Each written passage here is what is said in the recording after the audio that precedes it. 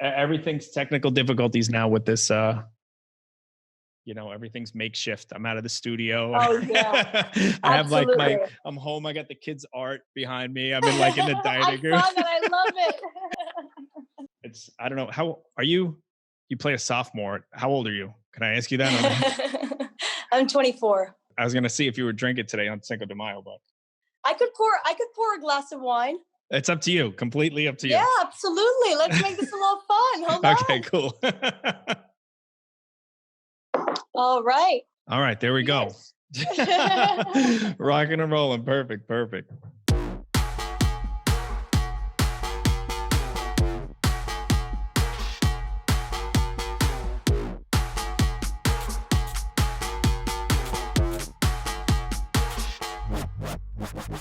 Hey guys, what's up? This is Brian Orr, aka DJ Twist, and you are listening to the Twist Life podcast. My guest today, if you just heard our cheers or not, is Aitana Rinab, who is an actress, overall talent in a lot of different ways. And we'll be talking to her today about her new show, which is on Netflix. It's actually the number one show on Netflix right now. I don't know if you saw that. I'm sure you have. Yes. And we'll talk about that. So Aitana, how you doing? I'm doing great. How about you? I'm doing great. Just moving the days along. Where are you calling from today? Los Angeles, Venice Beach. Nice. But I am originally from New York. You are from New York? Yes. I figured I knew the 347 number, but I didn't want to give the secret away. How long have you been out in LA? I've been here 4 years. Okay. So talk to me a little bit about the show. Introduce yourself a little more, the show, your role on the show, and let's get going. Yeah, absolutely. So I play Zoe Maytag on Netflix's Never Have I Ever, created by Mindy Kaling and Ling Fisher. My character she's the hottest girl in school. Sophomore. Let me just say, so that's not her words. Those are actually words in the script. In the script, it says she's the hottest girl.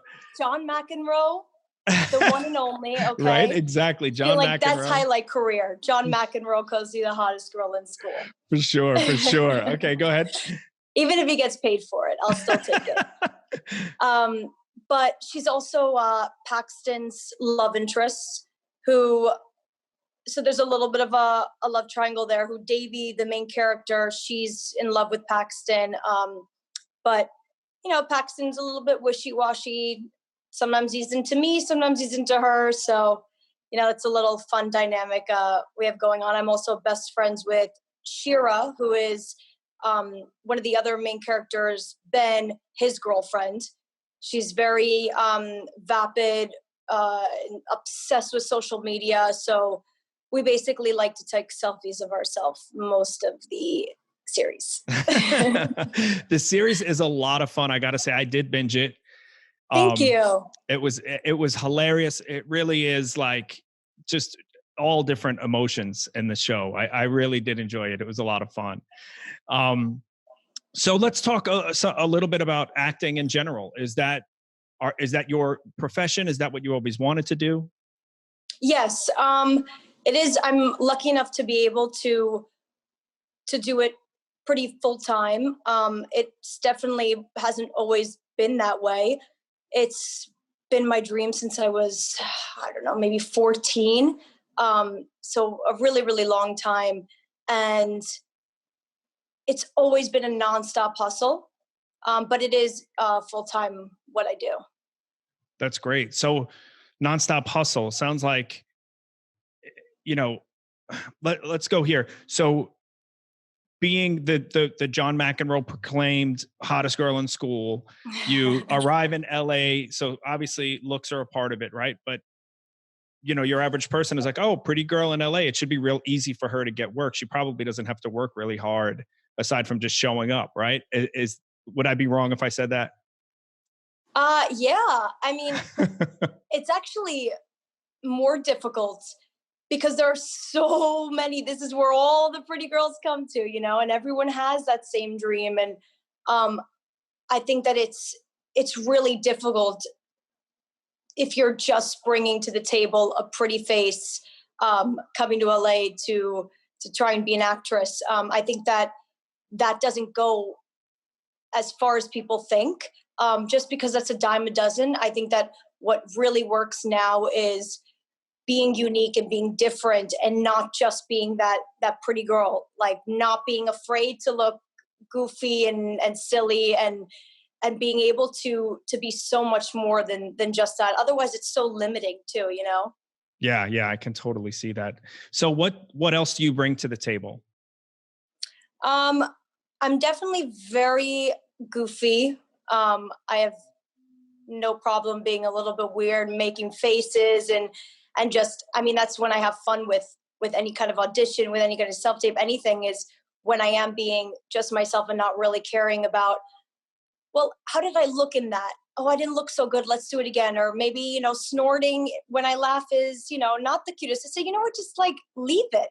Let's make it more relatable. Let's, not give a shit. They know that they can, if you're a pretty girl, they know you're pretty. They know that they can make you up. They, that's really not the issue. It's that you're comfortable being able to be something completely different, and to bring whatever little quirks you have with you. What is it like trying to get work out in LA on the day to day? It's tough. It's definitely difficult. For example, Like I like said, walk me through a day. Are you spending all day online? Is it networking? Are you trying to get an audition every single day? What are you actually doing all the time out no. So I'm not the one really looking online for my roles. That's my manager. Um, Thankfully I have, an amazing manager and agency, who just like a team of people that are nonstop pushing for me, because a lot of the roles are not really accessible to actors to see. It's all within, the industry, within the talent, within the talent agencies and managers, and then the casting associates. So a lot of that I can't see. So it's not really so much looking for roles online. It is definitely some networking. Um, I try and do a little bit. I don't do all that much, just because my manager really does know everybody. So there? if we have that connection, she'll make it, she'll make it happen. And that just to me is a little bit more professional than me going and trying to reach out. And I let her kind of do that part and do her job. But I would say a regular day is just, I usually have in a week, maybe 3-4 self tapes. So I'll get it coached. I'll sit down, I'll, read the whole script. I'll memorize, I'll go get it coached by my coach. I'll put it on tape. Then, maybe I usually have been, before all of this pandemic, I was working on a few voiceover shows. So then I'll go to the studio in Burbank and do a session of voiceovers, and then come back, maybe start reading my next self-tape script. So it is always, nonstop. I feel like once you do a self-tape and submit it, then pretty shortly after I'll get another self-tape request that I have to go and prepare for. Can you explain a little more what a self-tape is? Yeah, it's actually super convenient. I'm very happy that they've kind of shifted to more of that and less in-person auditions, especially in LA. You kind of have to drive everywhere. It's not like New York where you can just hop on a subway and you're there in 2 seconds. So I'll send you all the material, and you have to go on ahead and prepare that, memorize it, work on it. And then you'll set up with a camera. Your phone is totally fine. The iPhones are incredible now at capturing. You'll just set it up on a tripod, and then you have somebody. It doesn't always have to be your coach. I like to get them professionally coached and done, just because I feel like if I'm not, somebody else is, and they're going to get the role and I'm not. And then I just wasted my time and the casting directors for watching it. But for instance, in this like whole pandemic going on, I haven't had that chance to go and get it filmed professionally. I'll just have tripod set up with my phone, and my boyfriend will be the reader with me, and he'll read the other person's part off camera. And then I'll be on camera. It's pretty tightly shot, and I just will read and act my part. And then you send that in to your agency and they submit it for you to the casting director. You mentioned getting a coach for that. Some sort of like going above and beyond the normal. Yeah. Is that something that you subscribe to throughout your career? You always want to work a little bit harder than the next person. Is that like a work ethic type of thing? Absolutely. I'm so uncomfortable with submitting something or going on an audition and not going above and beyond and getting that coached and just putting that extra thought into it. Because even if I prepare something and it's fine, I've acted long enough that I know what I'm doing. There are so many things that I'm not going to catch that my coach is. And there are so many risks that, there's one way you're going to read a script.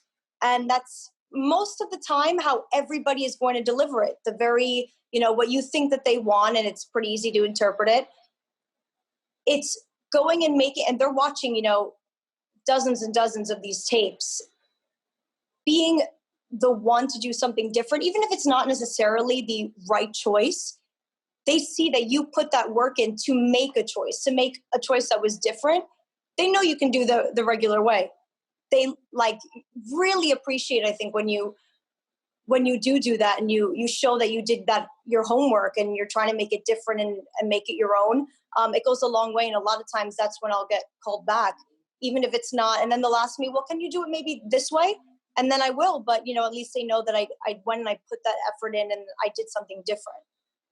Yeah, that's really smart. Hitting it from a different angle. That's how I mentioned it a few different times. That's how a lot of my DJ success came. It was not, while every other DJ was trying to get in Rolling Stone magazine or whatever, I was getting in Cosmo, for example, right? Like that's how I got my notoriety, nice. Like taking a little bit of a different angle. So we're talking about work ethic and time commitment to your acting. You are also a musician? Yes. Can you explain a little bit more about your musical talents? Yeah, absolutely. I played piano for the last 16 years. I'm 10 years classically trained. And I mean, if I have the time, I'll play 4 or 5 hours a day, and I love it. It's my passion. But I can't see myself going in and performing and, and I can't sing, I can't do everything. It just wouldn't be fair. But I don't know that many, ways I could kind of make that into a career. And I don't necessarily think that always your skill needs to be, your career. I have, acting is my passion. So is piano. I've decided that career-wise, acting is what, the path I'm going to take. And I'm so happy with just having my other passion that I can still do by myself and in my own home and just do something that fulfills me with creativity. That's not, what I'm doing every single day. To have like a little bit of a break, but something that's still challenging my mind. I really am all about always making sure to be challenging myself and learning as much as I can. Maybe like a Lady Gaga biopic or something. Yeah, maybe. So piano, acting, creativity is obviously oozing out of your pores, right? What, you also are a seamstress or a clothes designer? Can you tell me some about that? Yes, I'm a jack of all trades. I really am. Yeah, I do. I taught myself sewing maybe 2.5, 3 years ago. I actually bought some like $50 sewing machine from TJ Maxx that was obviously crap, and I taught myself on YouTube. It took like 10 hours on videos, super frustrated. I should have just, looking back at it, I should have just taken a class, but I'm very, very stubborn. And so I said, no, you know what? I'm just going to teach myself this on YouTube. But that all kind of came from, I've always loved designing my own clothes, and I've always been super picky growing up. Once I had an idea in my head, I would go shopping with my mother for an occasion and say, no, Ma, I want something like this. And she's like, well, we're not going to find anything that you're going to be happy with then if you go in with an exact idea of what you want. That doesn't even exist, Aitana. You just design that in your head. And I'm like, well, I need to be able to buy that, don't I? And then my tailor was making way too much money off of me. So I just started to teach myself how to make clothing. And, I mostly, I make a lot of my own clothes, and I do enjoy that. But I think I really enjoy making Halloween costumes. So that'll be like, my one big project. I'll just, I'll make clothes if I think of something that I want, I'll, go ahead and make it for myself. But with Halloween costumes, I love to think of something just like extravagant, like outrageous. And that's a lot of fun for me, and designing it and then make it come to life. What was your best Halloween costume that you made? My best Halloween costume was 2 years ago. I was Princess Jasmine, and my boyfriend was the magic carpet. Really? Yeah. It's literally the print. It's a carpet that's the print from the movie. And I kind of put a back panel to it, just of regular fabric. And then I went ahead and sewed it along all of the sides, except leaving 5 holes, 1 for the head, 2 for the arms, and then 2 for the legs. But it was full body. So we went to a party, and he would just lay on the floor, and I would go and stand on top of him and dance as if, I was riding the carpet. And everyone loved it. It was a lot of fun. Oh, that sounds fun. I got to see a picture of that. You had to send me a picture of that. That sounds like fun. Okay, so let's talk about, the show is called The Twist Life, and we like to talk about something that happened in your life from, when you were very young till now, something that might have happened last year, 2 years ago, 5, whatever. Tell me about a major twist in your life that took you from one stage to where you are now. I think it was when I moved from Spain to here. When I was 18 and I finished high school in Queens, I went ahead and I just decided I bought myself a one-way ticket. And my family's from Spain, so I grew up going there every single summer for a few months. We have a house over there. I have my best friends since I was born over there, from a little village in Galicia, which is in the north of Spain. And I just one day bought a one-way ticket, and I said, I want to act, but if I go 100% into it right now, I'm not going to be able to do this. And I wanted to go, and I wanted to live in Spain for a while. It's just something that I really wanted to give myself the opportunity of doing before settling down. And so I decided to just give that a shot first. I was there for 2.5 years. I lived in Galicia, in the north. I lived then for 1.5 years in Malaga, in the south of Spain. I didn't know anybody in the south of Spain. In the north, I had my friends, but the south, I went for a vacation, and I ended up falling in love with it. I went over there. I taught English actually in an after-school academy for kids, since I'm bilingual. And I had a little Pilates business on the beach there. I made it happen. And then when I finally decided to move here, this was a little bit different than moving to Spain, because even though when I moved to the south of Spain, I didn't know anybody, and here I didn't know anybody in LA. My family is all still in Queens. It was a little bit different because I think I understood the Spaniards. That was, my people. I had grown up with them. My family is Spaniard. Here, I didn't really understand the people too well. It was a little bit more difficult to meet people. I also decided to 100% devote myself to my acting when I moved here. And I had realized, in New York, I've been doing this my whole life. I've been modeling my whole life. All the casting directors know who I am, know who my parents are. Here, I don't know anybody. And at, 20 years old, that's a little bit late to start making those connections, because the people who are 20 have been doing it now for a while. And it's a little bit harder to get your foot in the door. So I think that was a huge challenge. I think that I was very discouraged in the beginning, because I didn't know if my hard work and if my skill set was going to be enough. Especially everybody does it out here, and it's, you know, a nonstop hustle. This is, I think it would be a lot easier for me to have that 9 to 5 job and not have to worry about, you know, making ends meet, and then also having that doubt about yourself and not having any connections here. So I think that was really difficult for me, to decide to keep it going and to keep it going here. Let's dive a little bit into that as far as mindset goes. Talk to me about that challenge a little deeper. How did you're obviously now, like we mentioned, you're on the #1 show on Netflix. So you've made some good choices. Some things have gone well for you. And, you know, I talk a little bit about how much we're born with luck and how much we make our own luck kind of thing. I think a lot of it has to do with mindset and being able to not only take that risk, to take that leap, to go out on your own and give it a shot, but then to be able to conquer it. Can you walk me through your mindset a little bit in the challenges you did face and how you mentally overcame those challenges?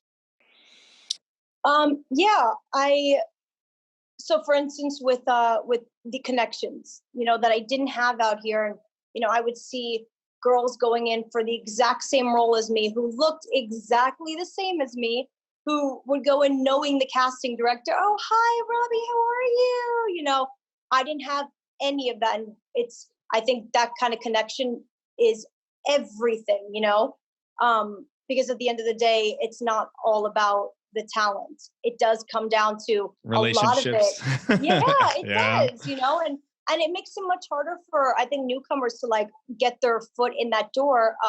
But I kind of, at one point, I did get a little bit sick of not having any of the connections, and just said, you know, I need to just do this myself. What the hell?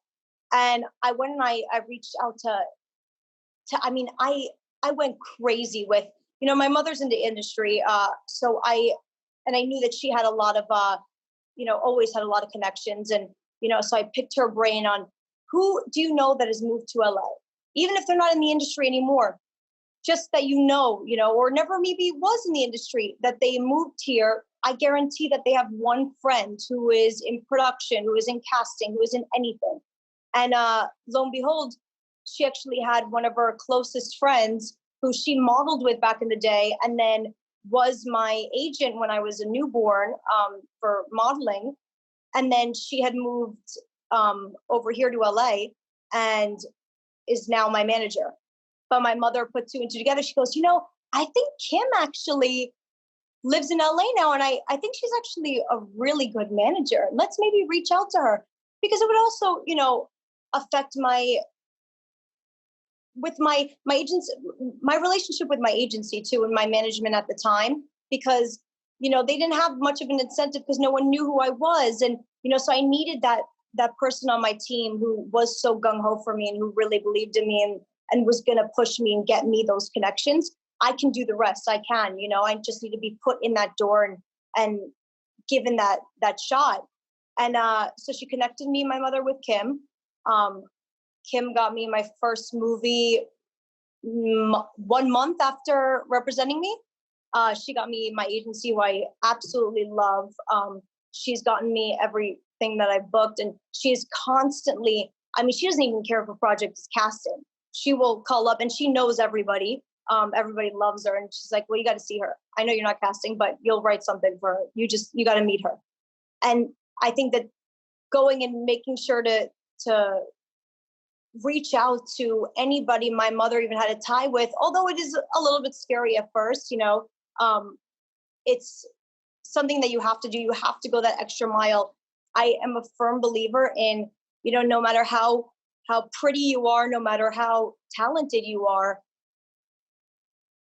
just being that is not enough. You know, I think it is all about, you have to go that extra mile in order to do what you want to love. If this is truly what you want to do and you love, you know? That's such a cool story that Kim came full circle from when you were a newborn. Wild, right? My first com card says Schuler Talent, and I'm a little baby. And then now, you know, 20 years later, 24 years later, it's like, oh my goodness. That's so wild. So I do have some friends out in LA. I know a little bit about the industry, and as portrayed in the industry itself, the industry is not always, it's hard to sometimes trust people in the industry because, you know, a lot of people are out for themselves, that sort of thing. Can you talk to me a little bit deeper with your relationship with Kim and the confidence that you have and the trust in knowing that she's a friend of your mother and she's known you for so long? How much does that allow you to kind of like keep your mind at ease that somebody is actually looking out for your best interest? Um, I mean, I think a huge part of it is she's known me, you know, since I was a newborn. She's known my mother for years and years and years. They used to work together. My mother actually, Kim's sister still lives in New York, and my mother sees her pretty often. My mother's very good friends with Kim's mom, you know, and I think that helps so much to put me at ease in knowing that, you know, this person is like family. And she does, I mean, she treats me like she is a second mother. She'll call me out of the blue, you know, and I mean, she has no problem giving me shit. If she doesn't like a tape, do it again. You can book this, do it again. And that's what I need. I don't need somebody on my team telling me how incredible, how amazing I am all the time. But she does do a very good job at calling me every so often and letting me know. She's a very hype man. But it's a mix between, you know, I think giving encouragement, but also because it is, you know, I think when you're not booking for a while, you need a little bit of that to lift you back up and get you in that mindset.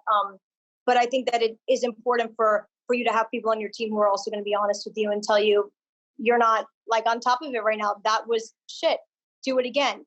But also, you know, she doesn't make money unless I make money off of me, at least, you know? Mm-hmm. Right. So I think that is, you know, it's a no-brainer. She's going to want me to work regardless, but she also has no problem turning projects down. I just got sent a project for the lead in a film, and I obviously forwarded it to her and I said, listen, can you look this over and look into if it's legit, you know, the production behind it and everything. And she said, yeah, sure. What did you think of the script? And I said, well, I didn't read it yet. Let me give it a read. I just wanted to see if, you know, have you check it out first. I read it and I said, oh my God, Kim, please tell me this isn't legit because this is the worst script I've ever read in my life. And she said, that's it. That's all I needed to know. Who cares if it's legit or not? You don't need, like, why would you go and do this project? She goes, I don't care. You know, you have all the right to turn down any project that isn't good because it's going to bite you later on. Right. She's just done so much I've never doubted her once. That's great. I talk about that a lot too with the DJ business and different things, even, you know, in all of my businesses, it's getting the right people on your team, surrounding yourself with the proper network. Obviously your boyfriend is a trooper. He's on board for literally being the carpet that you walk on, you know, when he needs to be, right? Like, yes. That's really, really good. Okay. Let's circle back real quick to the show. Take yourself out of Zoe, right? And watching the show. Are you team Ben or team Paxton? I'm definitely team Ben. I mean, and this is taking myself out. It's Ben has always been, you know, her number one. He's never, I mean, sure, he's not very nice to her, but I'm a firm believer in that if a boy isn't nice to you, they probably have a big fat crush on you, especially sophomores in high school. And Paxton kind of just, you know, I don't think realizes how special she is 100%. I think that he does see a little glimpse of that, but I don't think he has to the full extent. I just think that Ben is the better suit for her. Yeah. In that sense. Yeah. Actually, that brought up another question that I had. Little known, I actually did a little bit of tiny little acting through my years. And cool. Yeah, like nothing serious, no SAG cards, like nothing. It was all just like random. I did something for ESPN. I was on like the Cosby Show when I was a kid for like one episode. Oh my God, just cool. Weird little things, right? So one of the things that I actually did, I was in my I think I was like 30, and I was this movie. I don't even know if it was ever released. It was called Bruins, and I played a stunt double for the high school quarterback, right? Oh, Which is wow. just really stupid and awkward, right? But like I had a helmet on and everything because I was 30, right? Tattoos everywhere, like the whole thing, and playing a high school quarterback. So you're 24 and you're playing a high school sophomore. How do you just talk to me a little bit about that mindset, putting yourself in the position of what is that, 15-year-old? Yeah. 15, 16. Yeah. Yeah, I usually will play 16. That's just like the roles I go up for. I have a pretty young looking face, and I'm petite, so it happens to just be what I work well in. And it's funny because I do have a 16-year-old sister, and she gets so mad because I tell her, when I book a role, oh yeah, I play 16 again. She's like, oh my God, why do they keep casting you for this? You don't look 16, you look so old. I'm like, well, no, they think I look 16. So, but it's definitely, it's always been that way. I mean, most of my co-stars in that show are in their 20s. And it is interesting because a lot of the times when, I'm reading for something of that age, which is not every single role, but it is, a big majority of them for sure. I have to constantly remind myself that I'm not a 24-year-old in this. A 16-year-old wouldn't talk this calmly, or I have to think back, and I always think back on my 16-year-old sister. She sometimes says these outrageous things that are just like with so much fury and attitude that I am like, oh my God, you're crazy. But that's really how it is at 16. You have all these hormones, and, you are a little bit crazy. You have this attitude that's like, nothing makes sense. You're usually a brat. But my 16-year-old sister is going to call me after she sees this. She's going to be like, you called me a brat on your interview. But, I think it's a lot of, I do have to a lot of times think back and think, this is not Aitana. This is not a 24-year-old in this conversation. It is a 16-year-old. So I got to hype up that, at 16, there's certain things that are very important, or like your entire life that aren't now, and I think that that's a really important thing to keep remembering, because there's a certain way you talk when you get older. There's a certain things you care about more that you didn't when you were 16, or vice versa. And I constantly do have to remind myself, be a ridiculous 16-year-old Right. who has raging hormone attitude. And that happens to work for me. Do you use your raging 16-year-old sister's attitude as your inspiration? Like, is she, I don't know what it's called in acting, but is she like, do you make yourself her? Do you use her as your motivation or inspiration or whatever it's called? What are you trying to do right now? She's going to kill me. I got to stir it up. We didn't do any controversy. I'm stirring it up just a little bit. Sometimes, yeah, I'll use my other sister's 20, but she kind of, has a lot of that, those same attitude kind of things, and I definitely do use them. I mean, it would be weird not to. I'll look back and I'll think, ridiculous things that, I mean, she's obsessed right now, the 16-year-old, with driving. She's obsessed with driving and just driving. She's such a good driver, and let her drive. Like, oh my God, you're so unfair that you're not letting me drive right now and have your car. How are you not buying me like this beautiful Mercedes, that I've been wanting for like, the last 4 months?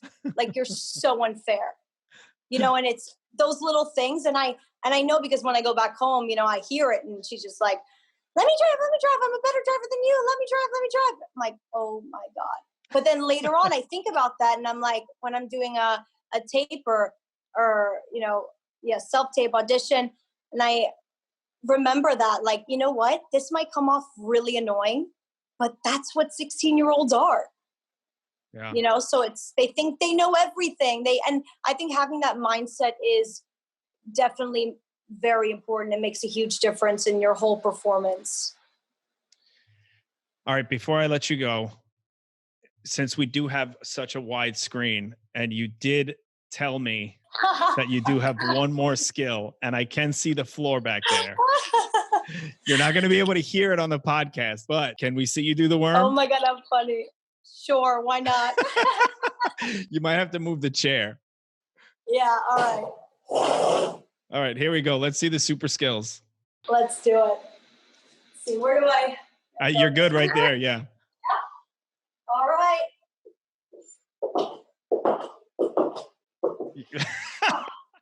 Perfect. Oh, and the curtsy and everything. That was beautiful. Take a bow. Thank you very much. That was fun. Okay, so just before you go, I actually do. I just started this thing in the show where I started to read tweets about whatever the topic of the show was. Right. So I was trying to find.